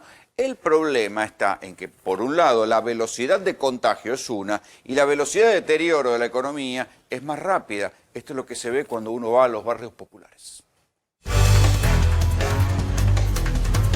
A 2 cuadras de la capilla convertida en comedor hay otro comedor, Pancita Feliz. A este comedor tampoco lo banca el Estado, sino los presos. El pan lo hacen los internos de una cárcel cercana y la comida la paga un empresario del reciclado, Carlos Rolón, preso por lesiones graves. ¿Ustedes son los que vienen a retirar la comida acá? Sí. ¿Cómo es tu historia? ¿Hace cuánto que venís acá? Hace unos meses. Y vengo porque tengo 3 chicos, 2 que son discapacitados. ¿Tenías trabajo antes? Tengo la asignación y la cooperativa. La Argentina trabaja, pero es ahora haciendo futuro, pero no alcanza tampoco. ¿Y la parte de comida te la llevas de acá? Sí. ¿Y para cuánto te aguanta esto? ¿Para cuántos días? O sea, La comida ¿te es llevas la para del comer día? Sí. ¿Tus pibes van a la escuela? Van a la escuela. Pero ahora no van más. ¿Y cómo se hace? No, y la tarea que le mandan en la escuela, y después, bueno, la nena va al jardín y le dan la comida al mediodía, pero en la escuela no están dando la comida. Te dan cada 15 días una bolsa de mercadería y arreglátela. ¿Cómo se con los pibes todo el día en tu casa? Y me la arreglo como pueda. Porque hay que tenerlos adentro. Los indios. Más el nene que tiene retraso madurativo y es difícil tenerlo en casa. Muy difícil. ¿Aumentó la cantidad de gente al comedor? Sí. ¿Desde que empezó la pandemia aumentó? Sí, empezamos el primer día con 90 personas y hoy en día tenemos 400 y pico. Todos los días se anota gente nueva. ¿En un mes de 90 a 400? Sí, en un mes. Ah, terrible. Terrible. O sea que ustedes dan 400 raciones y de ahí más o menos comen 4 personas. 4, 5, depende, sí. Sí, hay mucha necesidad. O sea que le Ahora están dando de comer fácil a 1.500 personas. Sí. Muchísimo. Es muchísima gente, sí. Y ya te digo, todos los días aumenta gente. Todos los días gente nueva. ¿Venís a buscar acá la comida? ¿Y laburo nada? Y cartoneamos uno de carro. Bien, pero cartonear ahora se cortó. Sí, se cortó, pero bueno. ¿Salen a cartonear? Sí, a veces sí. Pedimos acá la comida, pero Pero ahora con la pandemia. No se puede. No podés salir. No se puede, no. ¿Laburo? No tengo laburo, salgo con el carro a juntar cartón, todo eso, y bueno. ¿Salías? Sí. ¿Salías? No, salí. ¿Sí? ¿Salís? Sí. ¿Y hoy cómo haces? Si se supone que no se puede. Pero ¿Qué hacer la carne y qué hacemos? Pero lo que pasa es que tengo que rebuscarme para comer, y yo como soy solo y bueno, no vivo solo, así que bueno. Y no tengo nadie que me ayude. ¿La pandemia te afectó? Sí, porque hay mucha gente que no puede salir de su casa y bueno, hay muchos chicos gente que tiene chicos, todo eso, que cómo hacen para dar de comer, darle la leche, el pan, todo eso, pero si no podemos estar si no quedamos en la casa, no puedo hacer nada, pero bueno, la gente tiene que venir a buscar la comida, todo eso. ¿Te aumentó mucho la cantidad de gente que viene a comer acá después de la pandemia? Sí, lamentablemente sí. Se incrementa más o menos entre 25 y 30 familias por día. ¿25 por día? ¿Que te vienen de más? Familia. ¿Cómo estás con la pandemia? Y acá no se puede laburar. ¿De qué laburabas? Vendedor ambulante. Ajá. Cagaste. No, olvídate. Cagaste. Totalmente. Sí, me agarró ayuda gracias acá al comedor que puedo dar de comer a mis nenes porque si no, no hay otra. ¿Qué vendías? ¿Dónde vendías? En la calle, en el tren. Golosina. ¿Qué vendías? Golosina. ¿Cómo es tu familia? Y yo, mis 2 hijos están conmigo, son 5, pero tengo 2 conmigo. Y mi marido. O sea, vos tenés tu marido y 2 pibes con vos. Claro. ¿Qué edad tienen? 8 y 11. 8 y 11. Sí. ¿Y tu marido tiene laburo? No laburamos los dos lo mismo. Ah. Mal. Lo mismo, sí. ¿Tienen algún plan, algo? Yo cobro la asignación de 2 y la tarjeta alimentaria. Con eso más o menos que la cargan los miércoles, más o menos con eso nos arreglamos. Pero claro, porque ahora la cargan por semana. Claro. Y ahora venís y lo que te lleva de acá.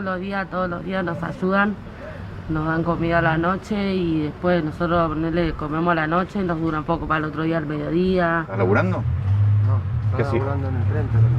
Ah, vos también en tren. ¿Qué hacías? ¿Vendías? ¿Y este mes cómo hiciste? Este mes estaba haciendo charlas, juntaba aluminio, todo. ¿Y dónde juntas cosas si ahora no hay nada en la calle? O sea que vos vendías golosinas y te pusiste a cartonear. Sí. Pero tampoco hay cartoneo. No hay nada. ¿Cómo está el barrio, muchachos? Bien, bien. Está con bastantes necesidades, que todos lo saben. Pues sabés que la gente necesita muchísimo y acá el Estado lamentablemente está ausente. Está ausente totalmente porque acá no se ve nada, ¿viste? Acá no sabés si los chicos tienen un desayuno a la mañana y una merienda de la tarde con un pan, si no es por el comedor acá. Lamentablemente hay muchos chicos que se van a acostar así, ¿viste? Claro. Es doloroso. Sí, sí, sí. Este Este barrio, corregime si me equivoco, pero tiene el SEAMSE y mucha gente del cartoneo. Es un barrio que vivía del reciclado. ¿Y ahora? Es un barrio que vive día a día.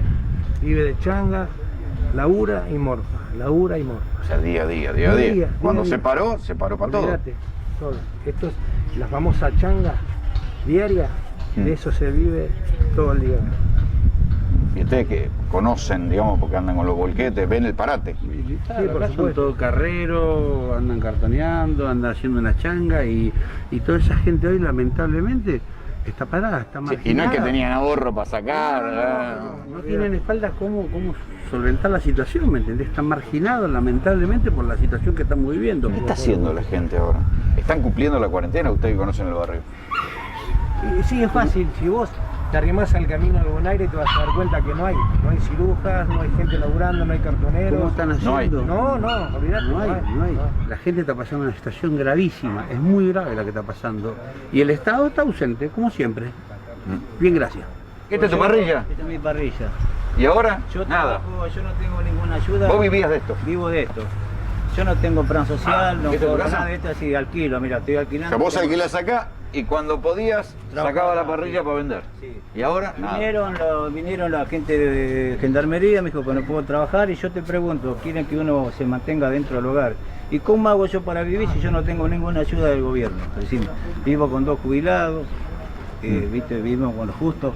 Pago 12.000. No es que tampoco ganaba fortuna con la parrilla, pero vivía. Vivo el día, sobrevivía nada más, pero yo le pregunto, porque dicen ayuda, pero no ayudan, acá no llega nada, y acá si no fuera por este comedor... O sea, vos ahora vivís del comedor. Exactamente. O sea, vos tenías la parrilla y vendías comida.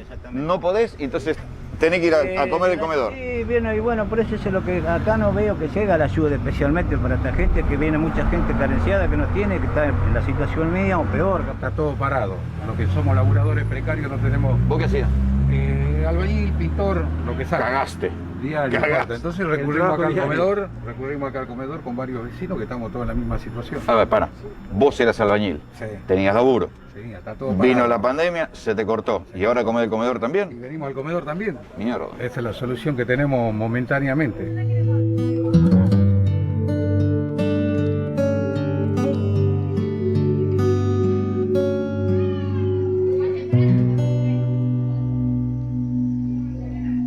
Doctor Salemi, ayúdeme, ¿es preocupante o es tan preocupante como o tan preocupado está el gobierno de si entra el coronavirus en las villas? Y sí, la verdad que este escenario nuestro, la cuestión social que tiene la Argentina es completamente diferente a donde se ha venido expandiendo. Al primer mundo. Claro, no hay villas ahí. No existe este tema social. No podemos estar representados como países como China, porque la verdad que los números de China, no lo digo yo, lo dice todo el mundo, son irreales, ¿sí? Entonces va a ser un nuevo escenario en el desencadenamiento de la progresión del virus. Vos tenés que en una casilla viven 4, 5, 6, 7 personas. ¿Cómo haces para controlar la diseminación que es persona a persona en ese tipo de lugares? El problema yo te digo, cuando estuve ahí, eso es José León Suárez, pero otra gente que ha estado en otras villas, lo que dice es que hay cosas que han cambiado mucho. La gente sí se pone barbijo, se toma distancia, hay menos costumbre de saludarse, ya nadie toma mate. Pero ¿qué pasa en una casa cerrada? Ahí claro, no hay, pero no hay tutía. vos fijate de donde haya un infectado, ¿sí?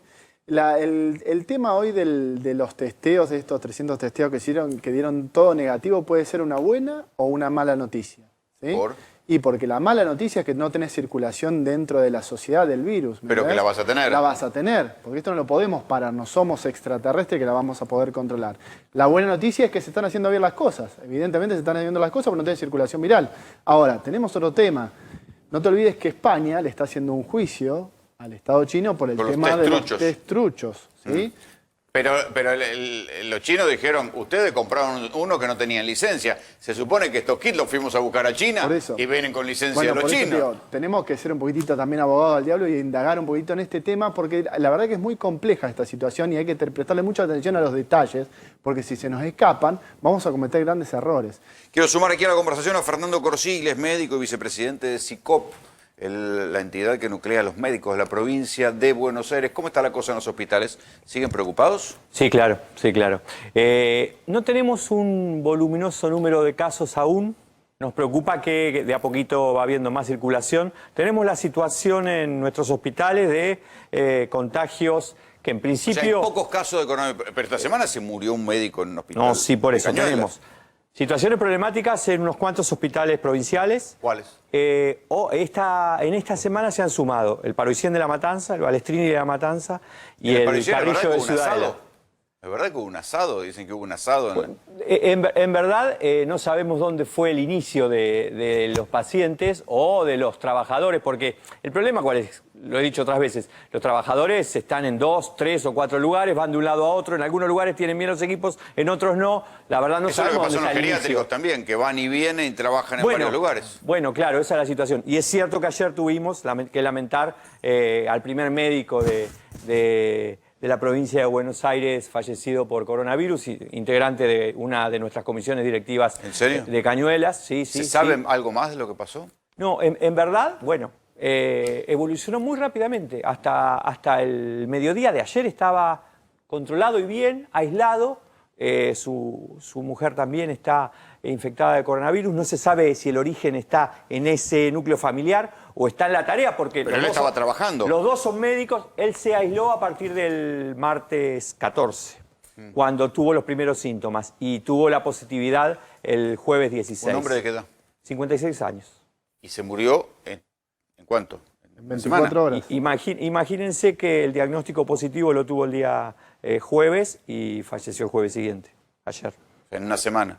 Sí, eso es algo y de hecho la evolución fue tremendamente aguda en el día de ayer. Murió el mismo día que lo internaron, porque estaba en la casa. Claro, cuando se fue a internar, se murió enseguida. Sí, claro. Él vivía en San Vicente, trabajaba en San Vicente y en Cañuelas, lo internaron en el hospital de San Vicente. Cuando vieron que la situación era muy grave, llegaron a trasladarlo al hospital de Cuenca Alta en Cañuelas y ahí falleció. Eso es algo que lo que vos venís diciendo, que hay casos que directamente no pasa tanto por lo pulmonar como por lo circulatorio. Claro, hay muchos estudios que se están dando hoy en día el tema de la parte trombótica de la enfermedad, ¿sí? De hecho, estaba leyendo una comunicación de la SAC donde dice que... lo apto para no médicos. Claro, sí.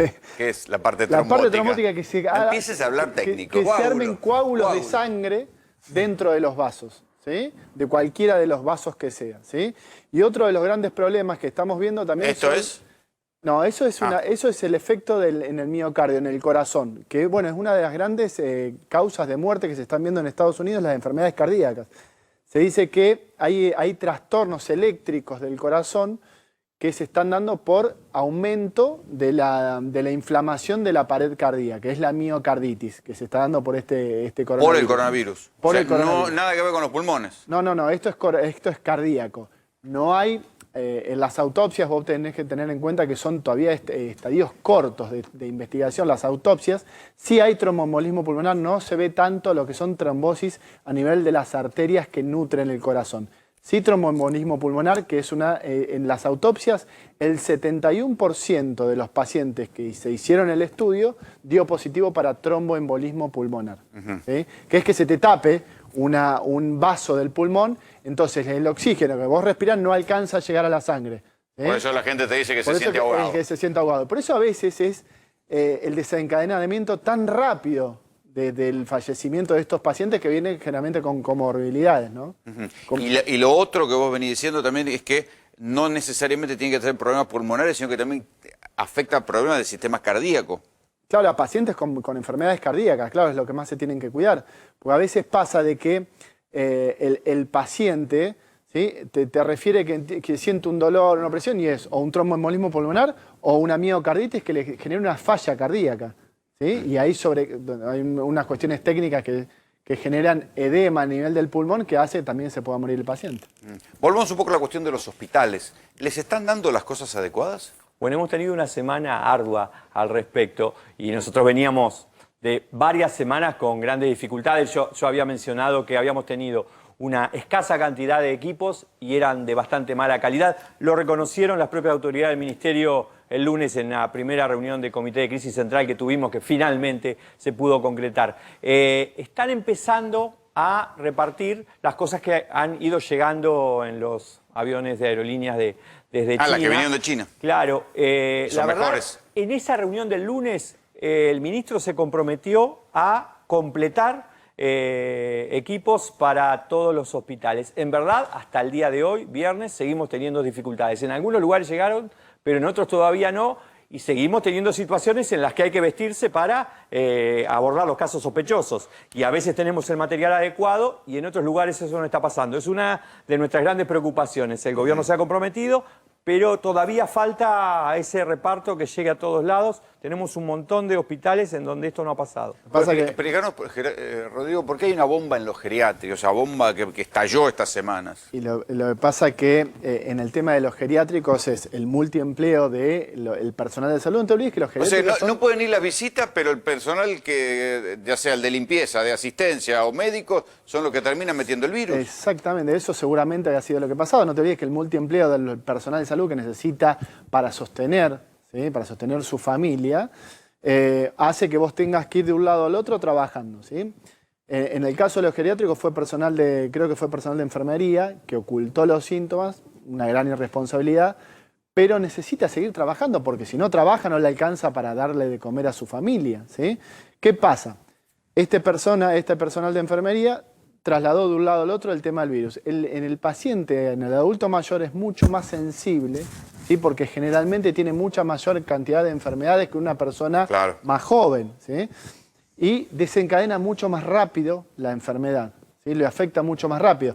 Yo lo escuchaba al abogado que es especialista en adultos mayores, decía, bueno, los tenemos que aislar en un hotel. No, porque el desencadenamiento de la enfermedad puede ser tan rápido que no tiene tiempo a poder llegar a ponerle un respirador para salvar la vida a ese anciano, ¿sí? Por eso tenés que tener una clínica, ¿no? Tenés todos los recursos para asistirlo inmediatamente. Vos pensás que una persona se te puede morir en el transcurso de minutos, horas. Claro. Entonces, es grave la situación, sobre todo con los pacientes adultos mayores. En la provincia de Buenos Aires ahora hay temor para que vuelva a pasar cosas como la del Belgrano, que se contagian un par de médicos y tener que cerrar un hospital. Les estaba contando esta situación de estos 3 hospitales. Tenemos semicerrada la terapia del Carrillo, tenemos cerrada el servicio de clínico y terapia intermedia del Paro y 100 y tenemos bien afectada la terapia del Balestrini, con mucho personal aislado en proceso de testeo y que por ahora no está disponible para la atención. Claro, eso es un gran problema. Nosotros estamos planteando ahí que hay que hacer cohortes, hay que hacer grupos de trabajo para que no se contagie todo el mundo al mismo tiempo, o por lo menos no se exponga todo el mundo al mismo tiempo. Eso mientras hay pocos casos, cuando haya muchos casos. Claro, ahí hay que trabajar mucho, pero desde el principio de la pandemia se definió que en el contexto de la emergencia sanitaria no había licencias, no había ninguna situación especial y todo el mundo a trabajar, cosa que está bien como concepto. Ahora, con el paso de las semanas vemos que si estamos todos disponibles y al mismo tiempo, nos vamos a terminar aislando todos juntos y vamos a tener menos disponibilidad de personal. Hay que armar grupos de trabajo que trabajen 5 o 7 días seguidos, que vayan a descansar y que vengan otros 7 días otro grupo, porque si no nos vamos a quedar rápidamente sin personal disponible. Muchas gracias por venir. Antes de irnos le quiero hablar un poco de la que fue la imagen del día hoy, la cárcel de Villa Devoto tomada, los techos de chapa volado, uno que se cae lo estaban subiendo con una soga, se cae al vacío, termina sobreviviendo, no se mató de milagro. Esto fue lo que pasó en las cárceles hoy. Ya venía caliente la cosa desde Provincia de Buenos Aires, pero claro, el motín en Villa Devoto, que también tenía que ver con que algunos pícaros estaban planeando intentos de fuga, fue la imagen del día, duró hasta entrada a la tarde, Juan Pablo, pero finalmente hubo acuerdo. Sí, finalmente hubo un acuerdo, donde básicamente lo que acordaron fue, primero que mañana se conforme una mesa de diálogo a las 10 de la mañana, que van a estar, por un lado, revisando cuáles fueron los daños para ocuparse de las reparaciones, y también acordaron que los que están, por ejemplo, cerca de cumplir la condena, los que están dentro del grupo de riesgo y también aquellos que están hoy con salidas transitorias sean justamente tenidos en cuenta para cumplir. Pero digamos, no va a haber seguir suelta indiscriminada de presos. No, yo creo que eso ni ellos mismos lo plantean, ¿sí? Lo que plantean es que estos tres grupos principalmente sean los que sean considerados prioritarios para una prisión domiciliaria, ¿sí? ¿De cuánto estamos? No se sabe de cuántos presos estamos hablando. En Devoto hay 2.200. Yo creo que ellos mismos tampoco lo podían estimar hoy, con lo cual eso es parte de lo que va a tener que trabajar la mesa de diálogo, ¿sí? Sí. Y después otra cosa que negociaron fue que no hubiera ningún tipo de represalia respecto de los que organizaron el motín, que muchas veces lo que sucede es que bueno, se hacen traslados como para desarticular los grupos que existen dentro de una cárcel, ¿no? Cerolín, ¿me puede explicar lo de los gatos? ¿Cómo lo de los gatos? Lo de los gatos Es que justamente, bueno, no se estábamos hablando con Romero, es difícil. Aparecieron algunos casos, 2 gatos en Nueva York que aparecieron como contagiados. Que aparecieron los contagiados animales de ¿contagian? Coronavirus. Pero ¿Se contagian o no contagian? No, todo lo que me estuvimos hablando hoy, capaz que no tuvimos tiempo, pero iba a estar el doctor Romero. Todo lo que hay hoy de la comunicación que tienen internacional, los grupos de médicos veterinarios, dicen que los animales no pueden contagiar. Lo llamativo de esta noticia es que decían que lo descubrieron y le hicieron estudio porque había como un problema respiratorio en el animal. Pero el animal se habría contagiado del humano. ¿Cómo se contagian del humano?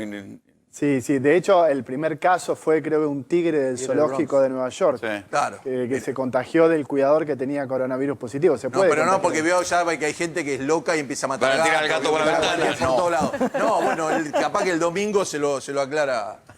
Se lo aclara Romero, claro. Le explica bien por qué no se deshagan de las mascotas, está todo bien, por la duda. No es peligroso. Yo tengo perros, no gatos. Pero... Bien. Nosotros nos estamos yendo, pero antes, ¿sabías que en 2020 Santiago del Estero conmemora 200 años de autonomía provincial? 27 de abril, 200 años de autonomía santiagueña.